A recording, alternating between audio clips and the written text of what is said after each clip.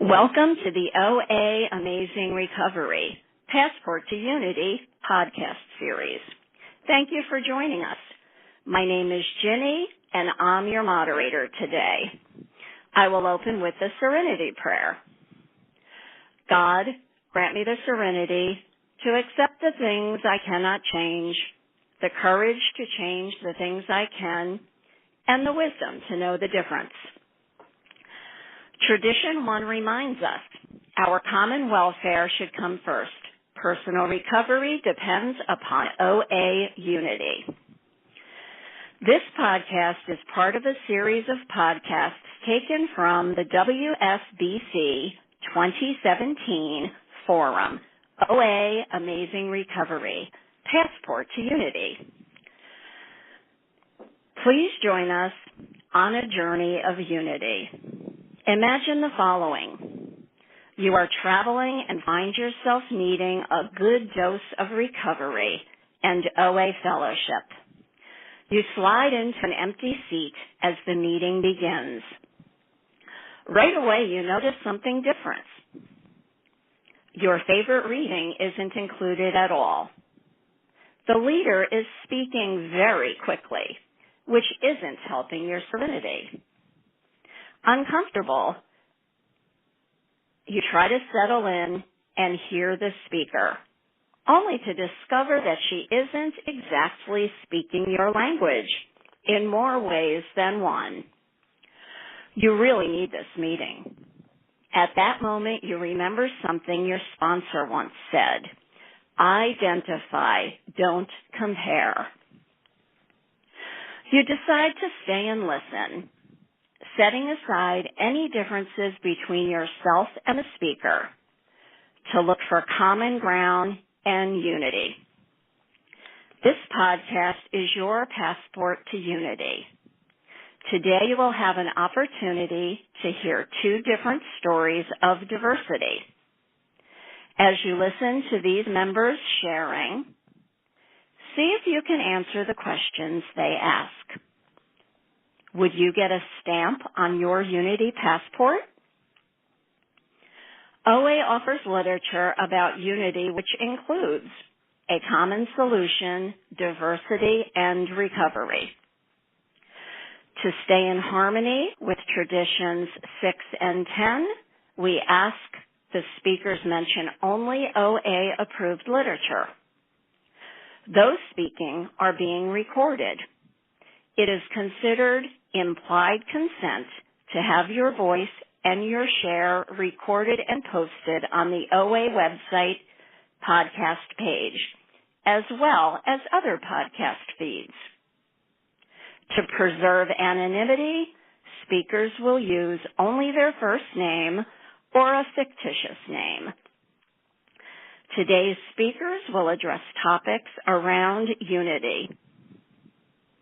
They will present a different perspective of recovery, and each speaker will provide 1 or 2 questions along with their topic that could be used as a writing exercise for discussion or meditation.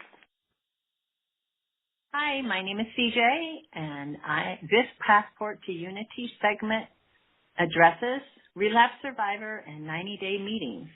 I would like to introduce Jan H., who will be qualifying and then sharing on the unity topic of being a relapse survivor. The speaker will also give 2 questions for discussion or future consideration at the end. Welcome, Jan. Thanks for joining us. Thank you so much. Good morning, everybody. My name is Jan H., and I'm a grateful food addict from South Dakota. I'm abstinent today by the grace of God and the miracle of Overeaters Anonymous. By God's grace, if I make it till Wednesday, I'll have 17 years of continuous abstinence and maintain a 140-pound weight release. The topic I will be sharing about is being a relapse survivor and how it affected my story, my life, and my recovery until I hit bottom, and then what it's like today not being in relapse. Where I came from. I came from generations and parents of food, drug, and alcohol addicts. We also experienced a lot of abuse on all levels, physical, emotional, spiritual, and sexual abuse. So I grew up in that kind of household, It was extremely difficult, to say the least. And I turned to food for comfort and escape.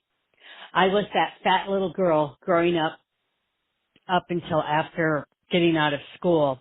And I always felt like I didn't fit in, and I felt suicidal, and I hated myself most of the time. So food for me became everything to me. Finally, in 1983, I hit bottom with alcohol and drugs, and I went through treatment. I attended a 12-step meeting for alcoholic drugs and did well for 6 months. I also went to OA, not because I really thought I needed to, but because my friend did. She went, and my mom thought I should go. So I went for my mom and my friend. I did not go for myself. So I went to OA meetings and got an OA sponsor and got on a food plan from the old Dignity of Choice, and I stayed abstinent for about 6 months and lost 50 pounds. I look at it today and I treated it like a diet. I didn't get that I was powerless over food and my life was unmanageable. I did not get that. I didn't get that till many years later. Anyway, in that time in recovery, they say don't get in a relationship for your first year. But I thought I knew better and I could handle it, so I liked a guy and he didn't like me, and because I was so new to feelings and thoughts, it really affected my self-esteem that I chose to aid over it. And thus started my journey in and out of OA and with abstinence for the next 18 years of my life. At one time I had 4 years of abstinence in that 18 years and I gave it away. Next time I had 2 years of abstinence and gave it away. Next time I had 1 year of abstinence and I gave it away. If you notice, I'm not ever saying I lost it. I've never lost my abstinence. I always gave it away. And I gave it away by not working and living the steps and using the tools. So in this time, I became a chronic late-stage bulimic. And these are the consequences, insanity, and unmanageability for the next 18 years of my life. I ended up in the hospital twice because of it. I was in the psych ward twice because of it. I had 12 electric shock therapies because of it. I was in 2 treatment centers because of it. I became homeless and had to live in the YWCA for 4 years. I went through bankruptcy twice. I got up to $37,000 in credit card debt. I was stealing things and selling them so I could get money so I could binge and purge. I embezzled over thousands of dollars and got a car repossessed. I went to a priest and told him that I was worried about getting caught, and he even said to me, "I'm so scared you're going to get caught." I hit a girl on a bike and she went flying. If I would not been binging and paying attention, I would have never hit that girl. I couldn't hold jobs and got fired from many of them because of depression and because of binging and purging. I lost many relationships with my family and friends. I couldn't go to restaurants anymore because I couldn't fit in the booths. I couldn't go to movie theaters anymore because I couldn't fit in the chairs. One time I saw a friend of mine and I could tell she looked horrified at how big I was, and I almost lied and told her that I was pregnant. I got up to size 26, 28 clothes. I lived in sweats. Just before I came in, I weighed 260 pounds and I am 5'1". I also remember my self-care was horrible and I had not taken a bath for 3 weeks. Finally, in February 2001, and I was in the other program for alcohol and drugs, but I feel like the way I used food, I was using, and I was on a dry drunk. But I hit bottom, and how I hit bottom is the food quit working for me, and I wanted to drink and drug again, and that terrified me. None of that other stuff that I went through terrified me, but wanting to drink and drug terrified me. And God gave me the gift of desperation. He gave me the gift of willingness, and I went back to meetings. And I got an OA sponsor. And this time when I went to OA, I am powerless over food, and my life is unmanageable. I am crazy. My life has so many consequences because of food addiction. So I got it finally. It took me all those years. So anyway, I went back to OA meetings and I got an OA sponsor and I got on a food plan that eliminates my binge and trigger foods and compulsion and obsession. I finally worked the OA 12 steps with my OA sponsor. I never worked the steps in OA because I thought I had done that in the other 12-step program for alcohol and drugs. So I finally got it that I need an OA sponsor, need to work the OA steps. Now, that was a God thing. So I did. I worked the OA steps through the big book and through the OA 12 and 12 in the workbook. And that's how I sponsor today. I use the big book and the OA 12 and 12 in the workbook. I learned to practice the tools, not just one or two, but all the tools. And what's really important for me in my story is I got into service work at the group level, region, and the world service level.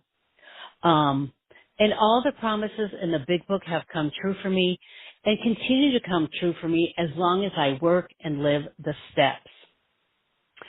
What is it like today in recovery and abstinence and not in relapse? Like I said before, I have 17 years of continuous abstinence and I maintain a 140-pound weight release. Today I am married and have 2 dogs, and I am not homeless, and we have a wonderful home. We have 2 cars and 3 motorcycles. My dream was always to get down to my goal weight and get a Harley, and today I have 2 Harleys. I haven't been in any bankruptcies since recovery. I have no credit card debt, and we have insurance on everything. I never had money before to have insurance on anything because I was binging and purging. Today I house and pet sit for people, and I do not steal from them. I haven't been in any psych wards, and I haven't had any shock therapies. I still have bipolar and ADD, but I'm emotionally better than I have ever been. We have a savings account with money in all of them. 2 years ago at the World Service Business Conference, I had a stroke, and that's changed my life. My metabolism changed. I still don't have the feeling back in my arm, and I ended up in the hospital. But by the grace of God and the miracle of the program, I never ate over that. And I could have, I could have felt real sorry for myself, but I never did. I never thought about eating over it. I thought, I've got to stay abstinent. What do I need to do to stay abstinent? So I sent my husband to the store when I was in the hospital, and he got all my abstinent food. I told him what to get, and they let me store my food in the hospital so I could stay abstinent. Last year, I had surgery for skin removal because I had so much extra skin, and I was able to stay abstinent by that. Now, I need to say these are only byproducts and gifts by having a power greater than me and by working and living the steps and the tools. I believe it took me so long to get step 1 because in my family I learned it is not safe to be powerless. Because if you are powerless, you might get hit, you might get made fun of, you could get sexually abused. So it took me a long, long time to feel safe enough to say, I am powerless over food and my life is unmanageable. Today, I feel very safe in saying that. God and the program abstinence is the most important thing in my life, without exception. I follow my food plan today, and I don't eat off my food plan no matter what, no matter what, no matter what. I am not perfect, and I make mistakes, and I'm so grateful for step 10. Continue to take personal inventory, and when we are wrong, promptly admit it. Step 10 helps me to admit where I'm wrong and talk to God about it, talk to my sponsor about it, make amends quickly, and then get back out of myself. It helps me get back on track and get right with God, myself, and others. All the promises in this program have come true for me as a result of working and living the steps to the best of my ability. For me, what I learned in the big book that the program of recovery is the steps. But I also learned that the tools will help me work and live the steps. For that, I am so grateful. Every promise has come true in my life. I do know a new freedom and a new happiness because of God in the program. I do not regret the past nor wish to shut the door because of this program. I do know the word serenity, and I know peace today. I never knew that when I was in the disease. I can see how my experience benefits others. I don't feel useless and self-pity like I used to. I have lost interest in selfish things, and I am very interested in my fellows. But I also take really good care of me too. Self-seeking, I'm not as much as a self-seeker as I used to be. My whole attitude about life has changed. I do not have fear of economic insecurity or people. And when I do, I work the steps and talk to my sponsor about it, and it goes away. Today, I know how to handle situations which used to baffle me. And again, if I don't, I talk to my sponsor, I pray about it, I use the steps, and then I know what to do. And I do realize that God is doing for me what I cannot do for myself. I understand that jaywalker in the big book. I also understand the line pitiful and incomprehensible demoralization. That was my life for the past 18 years before I got abstinent. I am so grateful to Overeaters Anonymous and God. I would not be alive today. I am terrified of relapse again because I know this is my only recovery. I also know that this ain't no dress rehearsal and I need to take this very seriously. I cannot say how grateful I am. So grateful to be alive. And with that, the question that I would have you ponder is, what could you do to stay out of relapse? What steps or tools or actions do you need to do to be in recovery? And with that, thank you for letting me do service, and I pass. Thank you so much, Jan, for sharing with us. Now I would like to introduce Kathy B., who will be qualifying and then sharing on the unity topic of 90-day meetings. The speaker will also give 2 questions for discussion or future consideration at the end. Kathy, welcome. Hello, and thank you so much. My name is Kathy B. I am a grateful, recovering, compulsive overeater. I'm a compulsive eater. I'm powerless over food. I identify with all aspects of the definition of abstinence, and am very grateful for OA. And let's see, I was born the 9th of my parents' 10 children, and I think I had a inferiority complex right out of the birth canal. I didn't think I'd be special, and I do recall being told, must have been a kindergartner or 5 years old or so, that I had weighed over 10 pounds. And I thought, oh, well, I stand out in that way. And I also got some reinforcement that I had been, that had made me a kind of content baby. So I don't know if that subconsciously sunk in or what, but I had this idea that if I was skinny, I would be really frail and weak, and then I got my complex going again anyway, though. I was very much in my head from a very young age and just making things up as I went. Turns out we weren't necessarily in competition. The 8 children of my parents who did survive past infancy, they were just growing up. They were my siblings. They weren't looking to be the smartest or the thinnest or the healthiest or the fastest, but I turned everything into a competition for some reason, and I always came up short. I was younger than them. I couldn't do all the things they could do. I was shorter. I was a girl. They were, if they were my brothers, they were boys, and just had some different God-given gifts that I got jealous of. And I also wanted to keep up with them with their eating, though. And most of my siblings, all the elder siblings, so that was 6 of them, they would eat a lot of food, but they were very active. Most of them played at least 3 sports. They were very active in the summer. They had physically active jobs. None of that was true for me. I think cable television was developed by the time I was about 10 or 12, and we had 80 channels or something, and I used to sit in front of the television with my after-school snack, as I called it, and just really, I would be there until dinner time. I would probably be there until 5 p.m. or 5:30 or so, and my mother did keep a scheduled dinner time, She wanted us all to come together as much as possible at least one meal a day. We had different schedules in the morning and that kind of thing, and be away at lunchtime during the week. But she did do that. Every night was the same dinner time, which that's a big part of my story because I lost any kind of structure, living in my own world, making up my own idea of how the world ran. I got very lost.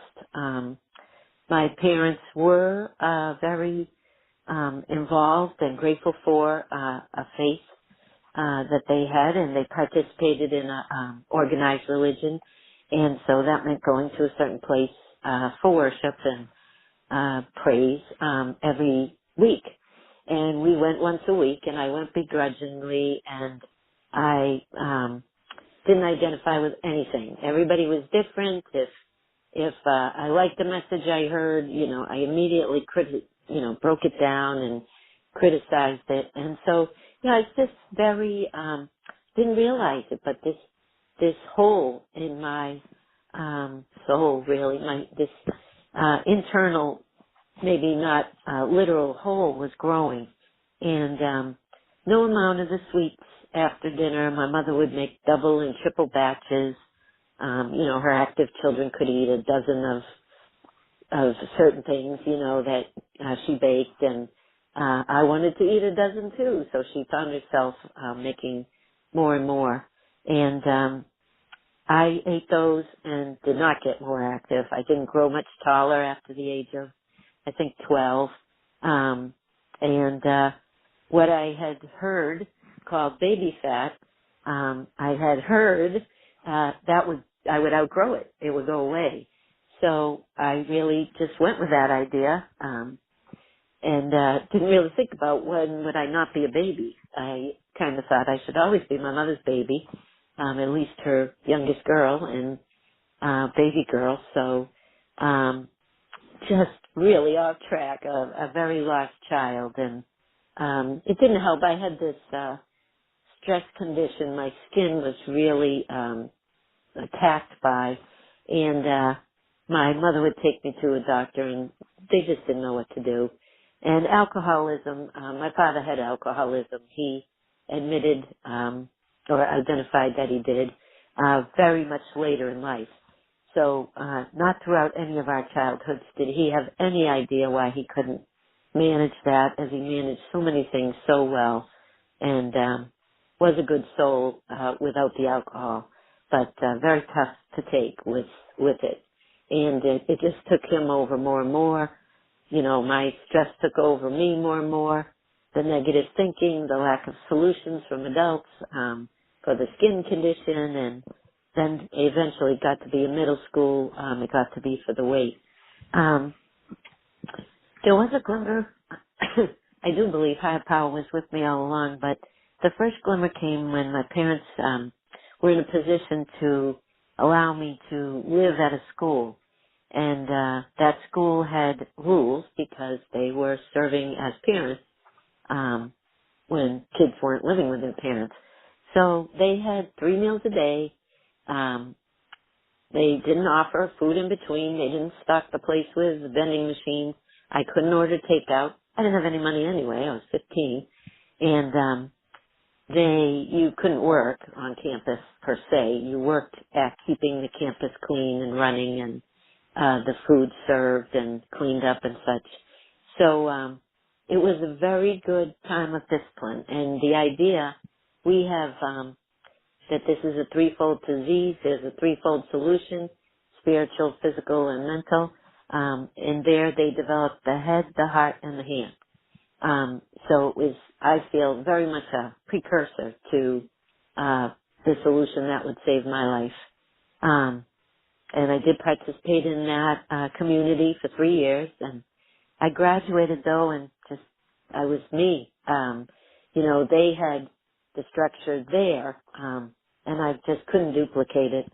I tried to go to a school where there was a certain faith-based philosophy that guided the school's principles, and and actually, people did not drink alcohol or use tobacco or drugs or caffeine included. And so I thought that would address so many things. It would keep me, it would hopefully have me be a healthy weight and good thinking, positive thinking. But I just found myself unable to or unwilling to identify. It wasn't the faith I grew up in. I felt like it was too much of a specific one, unlike my high school had been. Anyway, I was quite lost, and I flew home, and being a high school graduate, I got a job, minimum wage, at a food shop, basically, and worked in the middle of the night, and just really damaged my my social connections, because I was awake when most people were sleeping, or I was interacting with people at work who were coming back from drinking, and just not making, connections with peers, and not doing the things that like mainstream was doing, I would say.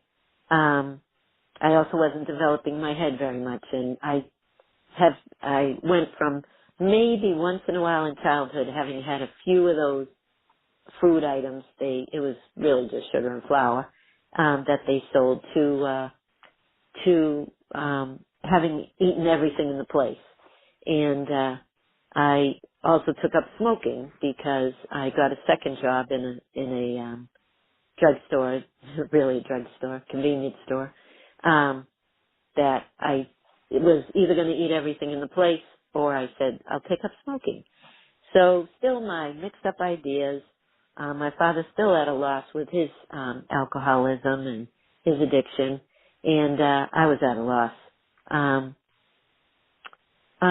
Few things happened. My mother died rather suddenly in a car accident. It happens to be 27 years ago today, but she was our center, and my father was drunk for a year after that, and I didn't know what else to do but send him to hospitals by ambulance, because I didn't know what to do for him. Anyway, they said that he might have this thing called alcoholism, and he finally agreed, and they said it's a family illness, and that brought me into a 12-step program, different one, NOA, and that brought me some great hope and recovery until my dad died the following year, and I just stopped going. I thought, he's dead. It's not about me. I didn't get that at all. And I smoked my way to emphysema and to depression and to about completing, I think they said 12% of my workload was on time. I had food all over my work, at work. I would go in and my skin condition had flared up again. It was in terrible physical condition, was 60 pounds overweight. I didn't even hear anything the doctor said because it was all negative until she finally said my weight out loud, and it was the most it had ever been. And she offered me some behavioral health, she called it. My behavior did need to change, and I was so grateful. She did help me to be relieved of the cigarettes, and a dear friend in my path reminded me to thank a power beyond me, because I would never be able to leave those alone. It was something way beyond me. And all this just led into, I was working the steps in that different 12-step program. Life was good. It was feeling good. The weight was not entirely gone, though. I was still at least 30 pounds overweight, and then I was gaining in my fourth step. I also got stuck in my fourth step. I couldn't get past blaming two people. And my sponsor patiently said that it's not what the inventory is. Keep praying. More names will come. But I was stuck. And I said, I'm gaining weight. I'm a lifetime member of a weight loss program, but it keeps coming on. And my higher power, I do believe, knew what I needed to save my life as a person with what she identifies as 19 years, crystal clear, back-to-back abstinence, happened to be meeting the following day of other people with similar food plans, similar disciplines in using the then 8 tools of OA. I heard those 3 speakers, and here, almost 14 years later, they are all still there. They are all still crystal clear, back-to-back abstinent. And so what that sponsor did was, she had been sitting next to me in that step meeting, and when I said, do you know what she's talking about? When my 4th step sponsor was saying, why don't you go to that 12-step program about food? She knew. She told me about that meeting the next day, a 90-day meeting it was called. The speakers all had 90 days or more of back-to-back abstinence as defined, at the beginning, let's say, between themselves and their sponsor and their higher power. It didn't change, maybe the plan of eating changed at some point, but that was all worked out. And I began to learn that discipline again. And I was so changed, and I am so grateful. I began to talk to my brothers who I came to resent and who came to have their own addiction issues, food included. But one had lost his license to alcohol abuse, and I drove him around for 2 years. He worked his way back to driving himself, and we interact as peers, no better. It's not a competition. The 90-day format it gave me my sponsor. I knew I was committed to 3 meetings and a step meeting each week. I knew which ones they would be and that I'd be there. I knew I was going to eat 3 times a day, not in between. I knew what was in that food and what amounts, and I would try and put 4 to 6 hours between each meal, so I knew when I was going to eat, what I was going to eat. If it was going to change, I knew what to do. And that didn't have to happen because we have a saying, plan to succeed in the plan. And I only say we, other members who are at the meetings. It just meant so much. Those tools, telephone, very useful. Get other people's ideas. I don't have to live in my own head. I love those sayings. My head can be a dangerous neighborhood. I don't go in alone. It can be, if OA recovery is brainwashing, I had a dirty mind. It was very polluted by depression, my misinformation, food that was killing me, and I don't have the risk I was at for stroke and heart attack and my own autoimmune system attacking me, my hands. Not saying it's a cure-all, and I am certainly not a saint, but I have enjoyed one day at a time, using these tools to learn more, to grow closer to a power that's greater than me, that does love me, that isn't attacking me and looking for me to fail. It is urging me forward. And the weight came off. I had never experienced such a ease. I used to say I was tricked into 90-day, but this is a good trick, and it is a good trick to get an addict like me to be able to be willing to show up and participate and keep coming. But I'm addicted to hope, I like to think. Hearing other people's experiences, that acronym means a lot to me. And I put out there as a question, maybe, is there something in a 90-day format that could be of help to strengthen or to start someone's abstinence if they're struggling or if they're new? Is there something in that structure that can help save another life? And I just thank you again for this opportunity. Thank you, Kathy. Thank you for joining us today as we explored Passports to Unity. Thanks to our wonderful speakers for sharing their experience, strength, and hope about unity. Thank you, Jan and Kathy, for sharing with us today.